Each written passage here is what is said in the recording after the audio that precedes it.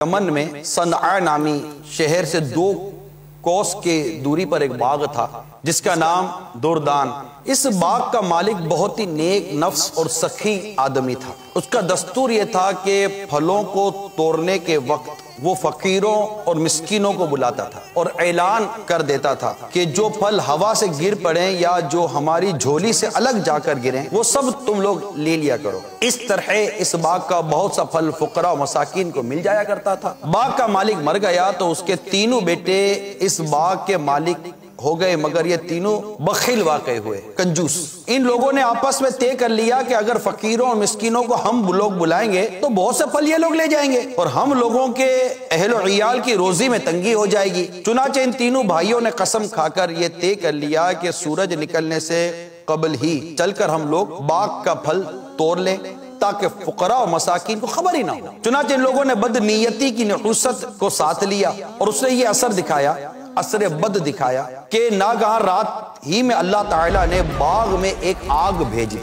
جس نے پورے باغ کو جلا کر خاک اور سیاہ کر ڈالا اور ان لوگوں کو اس کی خبر بھی نہ ہوئی۔ یہ لوگ اپنے منصوبے کے مطابق رات کے آخری حصے میں نہایت خاموشی کے ساتھ پھل توڑنے کے لیے روانہ ہوئے اور راستے میں چپکے باتیں کرتے تھے تاکہ فقیروں مسکینوں کو خبر بھی نہ چلے۔ لیکن یہ لوگ جب باغ کے پاس پہنچے تو وہاں جلے ہوئے درختوں کو دیکھ کر حیران رہ گئے۔ چنانچہ ایک بول پڑا کہ ہم لوگ راستہ بھول کر کسی اور جگہ چلے آئے کیا؟ مگر ان بھائیوں میں ایک ایسا بھی تھا جو کچھ نیک نیتی یا نیک نفس کہہ لیں اس کا حامل تھا۔ اس نے کہا ہم راستہ نہیں بھولیں بلکہ جیسا کیا تھا ویسا بھرا ہے۔ اللہ تعالیٰ نے ہم لوگوں کو پھلوں سے محروم کر دیا ہے۔ یا جب تم لوگ خدا کی تسبیح پڑھو تو ان سبوں نے یہ پڑھنا شروع کر دیا سبحان ربنا انا کنا ظالمین، یعنی ہمارے رب کے لیے پاکی ہے، ہم لوگ یقیناً ظالم ہیں کہ ہم نے فقراء مساکین کا حق مار لیا۔ پھر وہ تینوں بھائی ایک دوسرے کو ملامت کرنے لگے اور آخر میں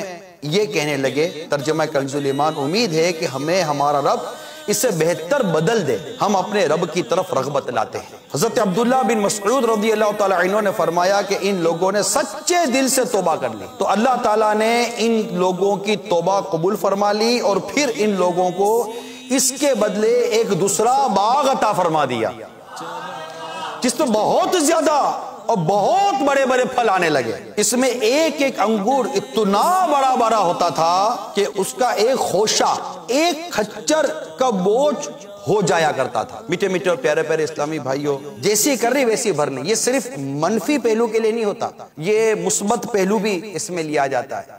اچھا کرو گے اچھا پاؤ گے، برا کرو گے برا پاؤ گے، کر بھلا تو ہو بھلا، عزت کرو عزت پاؤ گے، لوگوں کو ذلیل کرتے رہو گے تو ذلت تمہارا مقدر بنے گی۔